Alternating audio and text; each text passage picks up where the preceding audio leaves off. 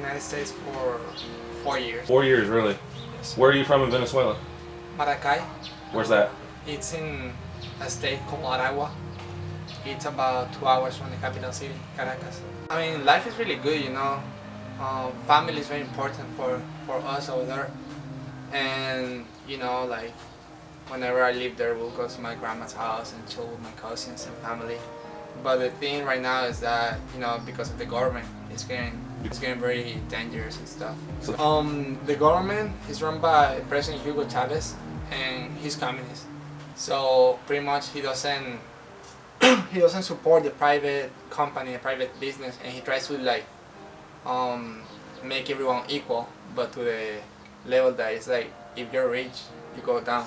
If you're middle class, you go down. So a lot of the middle class, it's been losing money, so they're becoming poor. And I mean, you see a lot of crimes and stuff rising because of this situation. It was nicer back then, before 1999, when Chavez took over. But still, we always had corruption and stuff, you know, because it's a third world country. I mean, it's not a developed country like the US or something. So we always had corruption, and we always had problems, but not as much as right now, you know.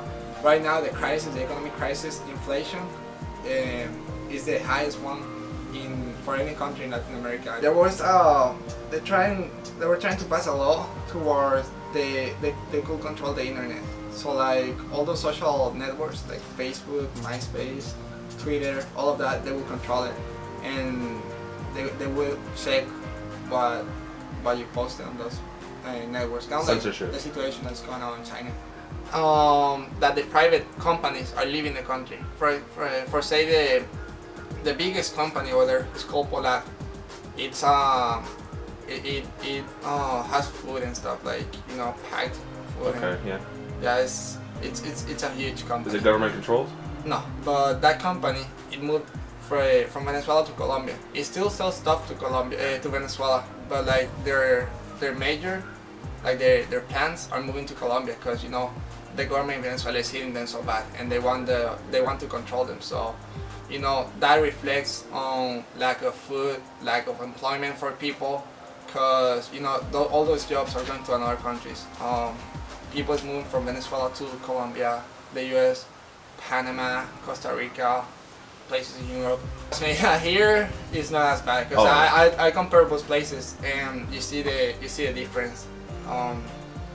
Here you still look at, you know, democratic government. They call it socialism, but it's really communism. You know, they say it's socialism, you know, everyone's gonna be equal, everyone's gonna be happy, but that's BS, you know. Yeah. I believe in capitalism.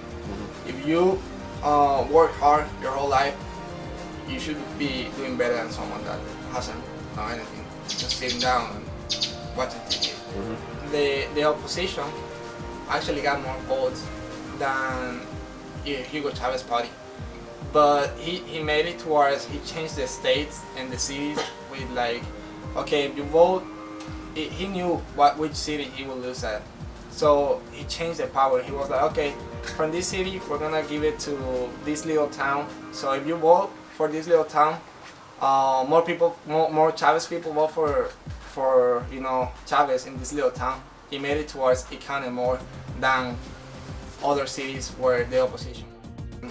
They gave the president that gave independence was Simon Bolivar. He gave independence to 5 countries: Venezuela, Colombia, Bolivia, Peru, and Ecuador. So those were all occupied by Spain?